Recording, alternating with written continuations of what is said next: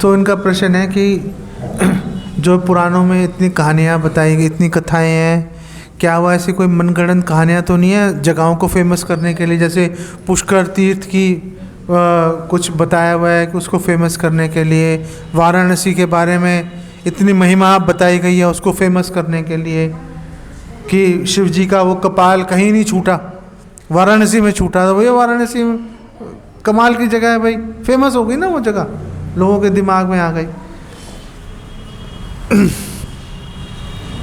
पहली बात यह है कि ये जो कथाएं हैं ये मनगढ़ंत नहीं है, पहली बात। लेकिन जैसा मैंने आपको बताया कि जो हमारे पुराण तो बहुत सारे हैं, ऐसा नहीं कि हमारे 18 पुराण हैं, बहुत सारे पुराण हैं, लेकिन मुख्य पुराण 18 हैं।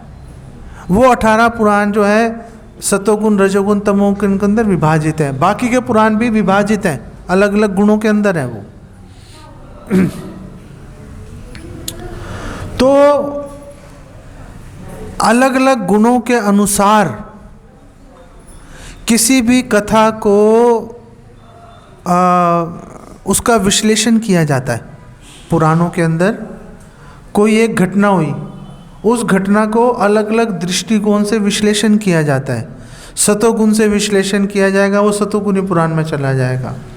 रजोगुणी कोई व्यक्ति है, कोई साधु है, वो रजोगुण के अनुसार उसका विश्लेषण करेगा।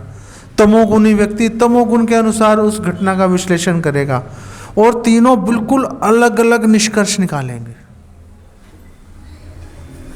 तो वो कथाएं वास्तविक हैं, हुई हैं वो घटनाएं, ऐसा नहीं है कि काल्पनिक हैं वो घटनाएं, लेकिन उसको देखने का, उसमें से शिक्षा लेने का, उसको विश्लेषण करने का तरीका अलग अलग है, दृष्टिकोण अलग अलग है। अब हम लोगों में तो इतनी ताकत है नहीं कि हम लोग वो विश्लेषण कर पाएं। तो इसीलिए हमें गुरु के ऊपर, प्रामाणिक गुरु के ऊपर, जो अच्छे वरिष्ठ वैष्णव हैं उनके ऊपर हमें निर्भर रहना पड़ता है। हमें निर्भर रहना चाहिए, हमें आश्रित रहना चाहिए कि हम उनसे वो उस घटना को कैसे देखते हैं, उनसे हम उस घटना के बारे में हमें समझने का प्रयास करना चाहिए। तो फिर हमें वो घटना जो है हमें भ्रमित नहीं करेगी। वो घटना अगर हम एक अच्छे भक्त से सुनेंगे या गुरु से, प्रामाणिक गुरु से सुनेंगे, तो वो जो घटना है हमें भगवान की भक्ति की ओर लेके जाएगी। हमें भगवान की अच्छे से भक्ति कैसे करनी है उसमें सहायता देगी वो। इसीलिए आप सबका क्या कर्तव्य है, मेरा क्या कर्तव्य है? हमारा कर्तव्य है कि हम उन ग्रंथों को पढ़ें जिनके ऊपर प्रामाणिक आचार्यों ने अपनी टीकाएं दे रखी हैं।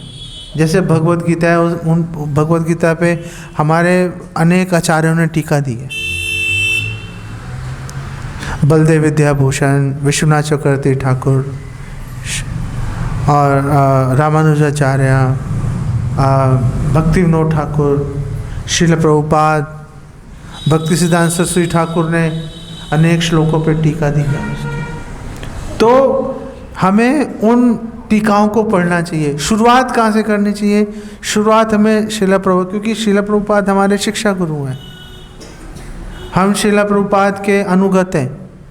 तो शुरुआत हमें श्रील प्रभुपाद के टीकाओं से, श्रील प्रभुपाद ने जो उन ग्रंथों पर टीकाएँ दी हैं उसको पढ़ना चाहिए। जब हम उन ग्रंथों को, भगवद गीता, भागवतम, चैतन्य चरितामृत, हम इनको चैतन्य भागवत, हम इन ग्रंथों को बार बार पढ़ेंगे जब, तो हमारा सिद्धांत मजबूत हो जाएगा। हमें वो दर्शन, वो दृष्टि हमें मिल जाएगी कई वर्षों के बाद, कि हम देख पाएंगे, हम शास्त्रों का हम विवेचना, हम विश्लेषण करने के लायक बन जाएंगे।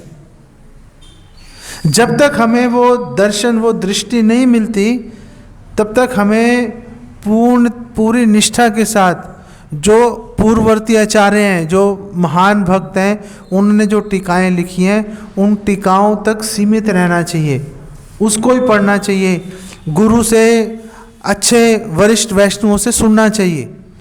उससे धीरे धीरे हमें, पहली बात यह है कि हमें वो घटनाएं फिर काल्पनिक मनगढ़ंत नहीं लगेंगी, और फिर वो घटनाएं, उनसे हम क्या शिक्षा ले सकते हैं वो शिक्षा भी हम उसमें से निकाल पाएंगे। तो जब हमें वो शिक्षाएं मिलेंगी, उससे हमारा सिद्धांत, हमारी बुद्धि, हमारा विवेक और सूक्ष्म होगा और तीखा होगा, तो हम और अच्छे से शास्त्रों को पढ़ के उनको समझ पाएंगे, उसमें से शिक्षाएं निकाल पाएंगे और भगवान की भक्ति और अच्छे से कर पाएंगे।